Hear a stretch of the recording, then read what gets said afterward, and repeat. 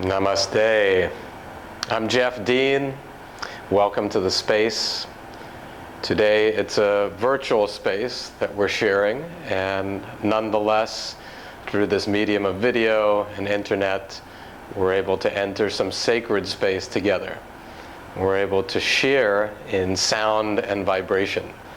So the name of this particular module or workshop is Sound as a Tool for Transformation. So I'm going to be talking to you a little bit about sound healing and giving you a little bit of background about sound healing, just in case you're new to it.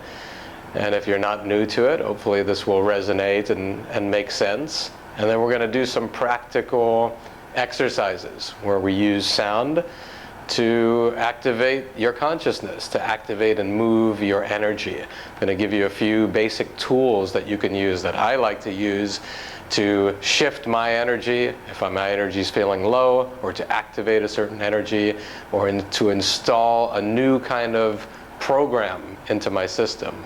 I can use sound to do that, and I want to share with you some of the tools I use. So first of all, what is sound healing anyway? There's a lot of talk about sound healing, and many people think that it's a new age, airy-fairy kind of phenomenon, and we got to dress in white and talk to our spiritual beings and play crystal bowls and wear a lot of crystals, and that's okay. We can do all of that. We can do all of the metaphysical things, but it's not really a new age phenomenon at all. Sound healing is actually an ancient tool, an ancient technology that is only in recent years starting to resurface and become more and more popular.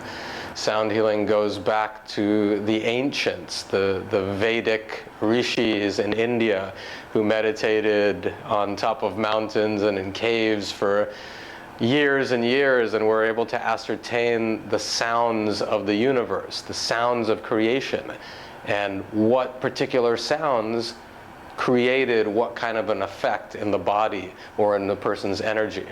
And they were able to map out certain sounds, certain seed sounds, and develop mantras based on these sounds.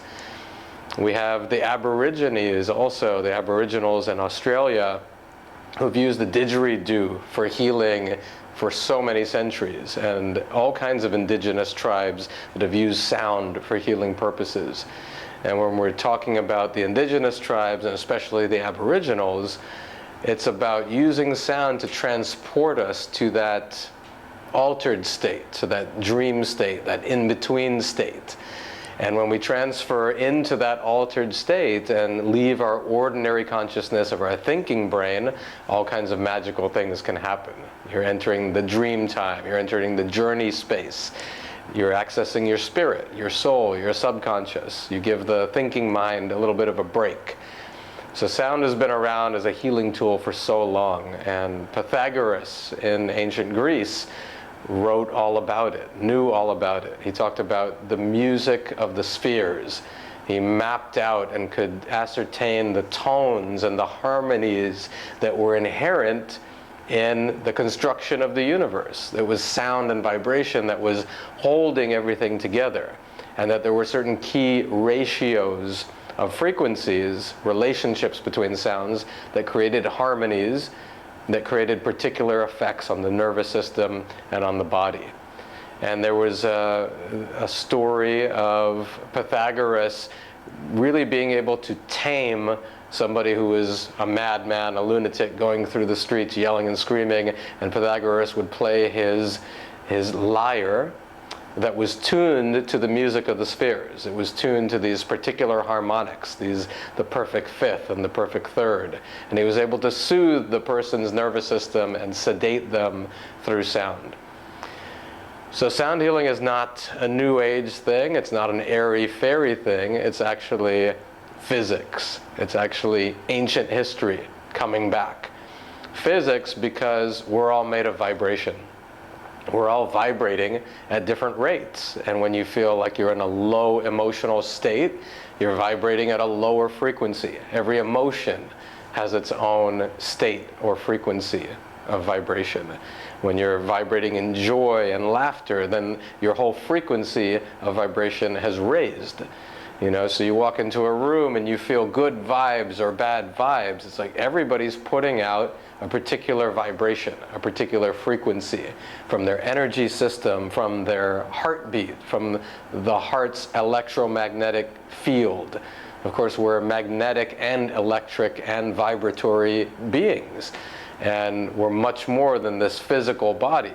We can sense the physical body, but as we begin to open up our senses, we begin to sense more than just the physical body. You can sense the chi around your physical body, the aura, and that you have these many layers outside of the physical body that you can start to tune into. So when we have a stuck emotion in the body, we feel it in the body, but it's also existing out here somewhere in the layers of the etheric field. So the invisible, embracing the invisible. How many things do we really believe in that are invisible? Or do we say, well, I can't see it, so it must not be real? How many things are real that are not visible?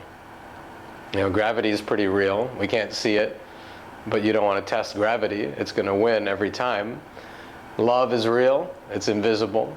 So these very powerful forces in the universe can be very real, though not visible. And sound is one of those things that is very powerful, vibration, where it's working on the physical body and it's working on the layers of your etheric body without you necessarily being able to see it. And after a while, you can kind of tune your senses to be able to see it. Some people just feel it more than see it. You can feel the vibration penetrating through you, through the physical cells and through the etheric bodies. So frequency, we want tools and technology to really hone our frequency and bring our vibration up and bring our frequency up to a higher frequency. Sometimes our frequency or our vibration gets a bit out of tune, out of whack, or we get out of rhythm with ourselves. The phrase arrhythmia, if we're out of rhythm with our own heartbeat or out of rhythm with our own soul, really. There's a dissonance going on in the system. If your mind is fighting your heart and they're not really communicating, or your actions and your mind, your habits are not in line with what your spirit or your intuition or your soul is telling you, then there's a disharmony in the system. And sometimes organs can go out of balance or out of harmony. Every organ has a frequency, every organ has a tone and a harmonic resonance with the other organs. And sometimes we just get out of balance because, of course, our conditioned minds are running the show most of the time for most of our lives until we start to really awaken into a higher consciousness, to bring more awareness to the conditioned mind. So the conditioned mind is always pulling us in various directions and running different programs that we may have picked up along the way as we grew up as humans on this planet. We picked up a lot of limiting beliefs from our conditioning, and beliefs that don't necessarily serve us anymore. And it's useful on the spiritual path, on the personal growth path, to start digging inside and to look at what are these beliefs that are running inside of me.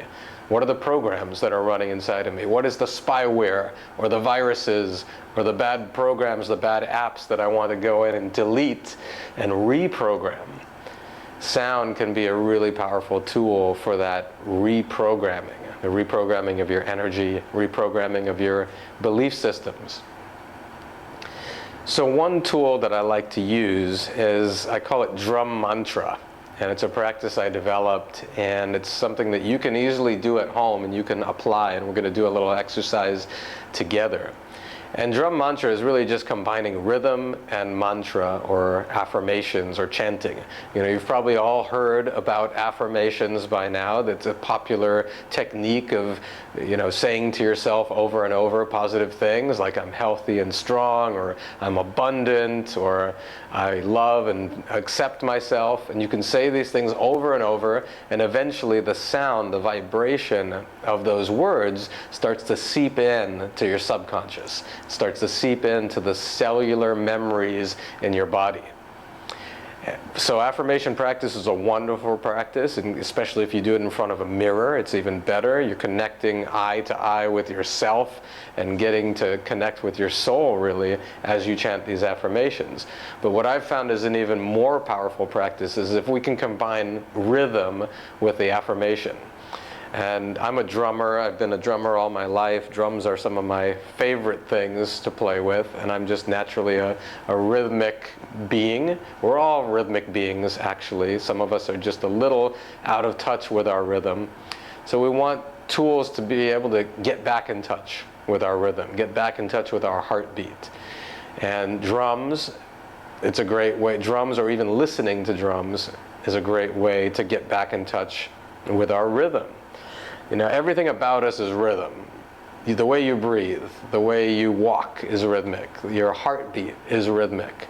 Your brain waves are moving at a certain number of cycles per second, hertz, and that's rhythmic.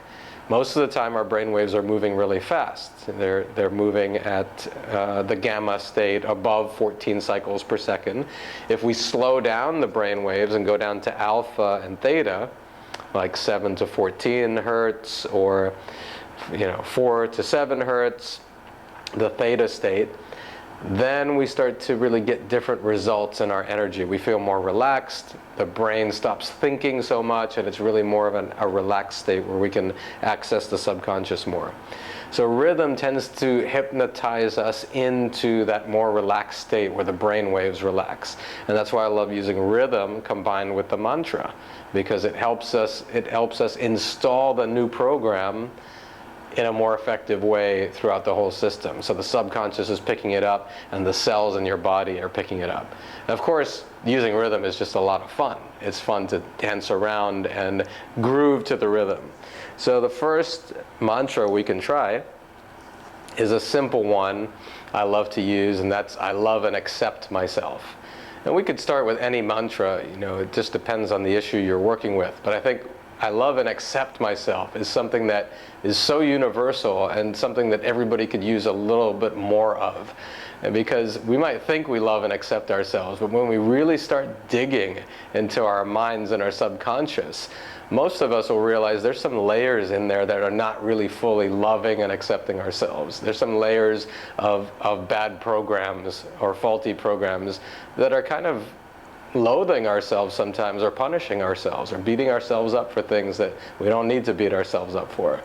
So if we can bring more love and acceptance to ourselves, to deeper levels, and that means integrating all your parts, loving the inner child, loving the different versions of yourself that exist in your psyche and in your body from all the different parts of your life, and integrating all of these parts, bringing love and light to these parts, then you just become more whole and more powerful. You find all the shadows. Where are those shadows hiding, and how can we bring love to them and transmute them? So I really love the I love and accept myself mantra, and we can do a little bit of that now. And I like to tap on my heart, because there's so many energy points and energy meridians running through the heart. Acupressure points. You've got the thymus gland behind there too, so you're stimulating your immune system. Of course, you're connecting to the energy of the heart center. And then I like to tap on my belly as well, right at the navel or just below the navel. And this is a place that we hold so much emotion. So tapping on the belly is just a really healthy practice to bring awareness and energy to the belly, to move some of that stuck emotion. Because that's usually the first place that goes when we have a heavy feeling that we can't really process. We stick it somewhere in the body and repress it until a later day when we're ready to deal with it. So tapping on the heart and the belly, you can join me and you can chant, I love and accept myself. I love and accept myself. I love and accept myself. I love and accept myself. I love and accept myself.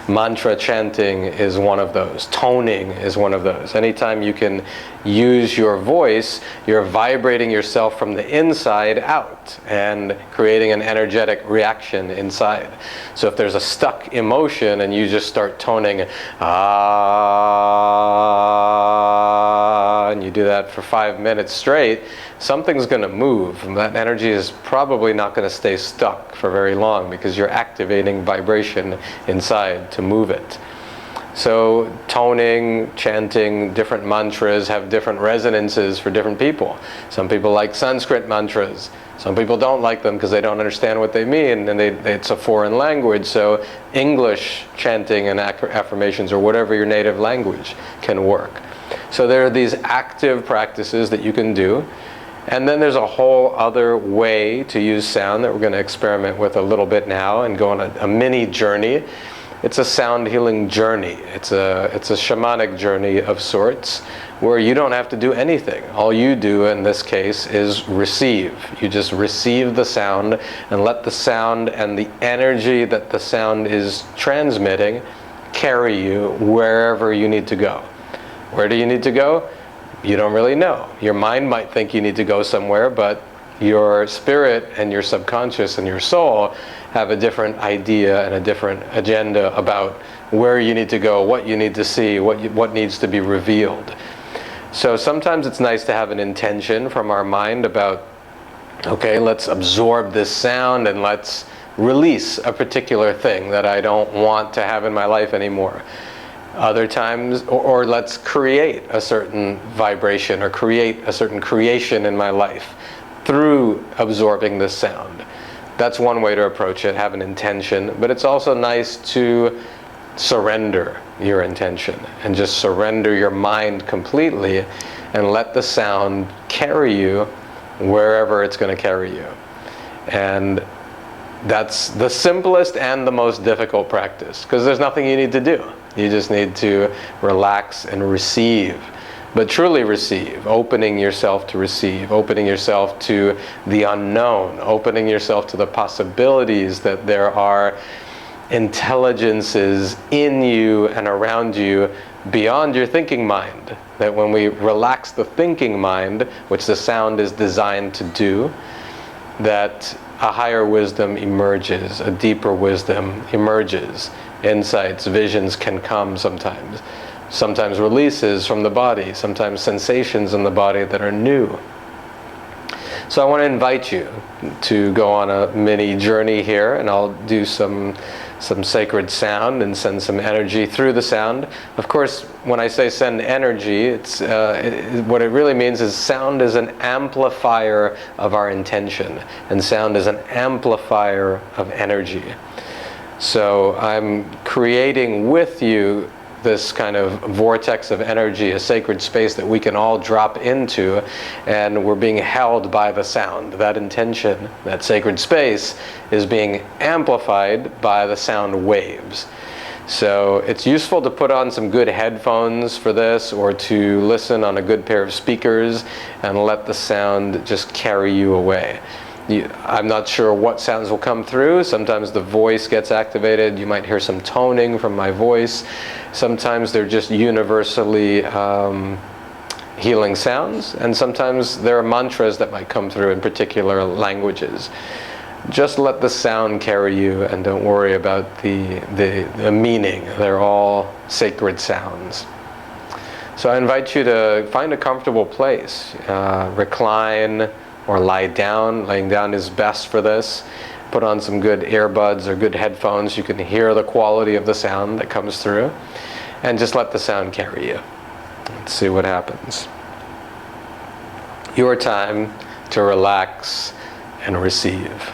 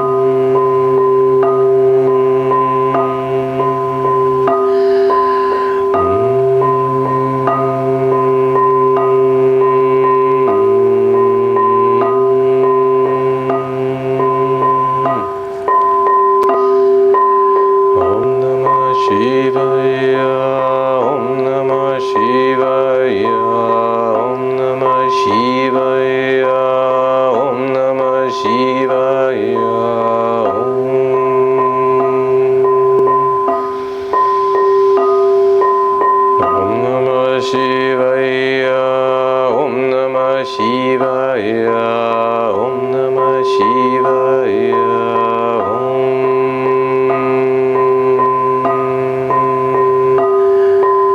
Om Namah Shivaya.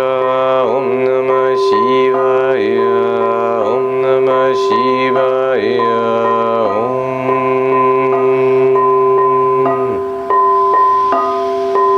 Om Namah Shivaya. Om Namah Shivaya. Om Namah Shivaya.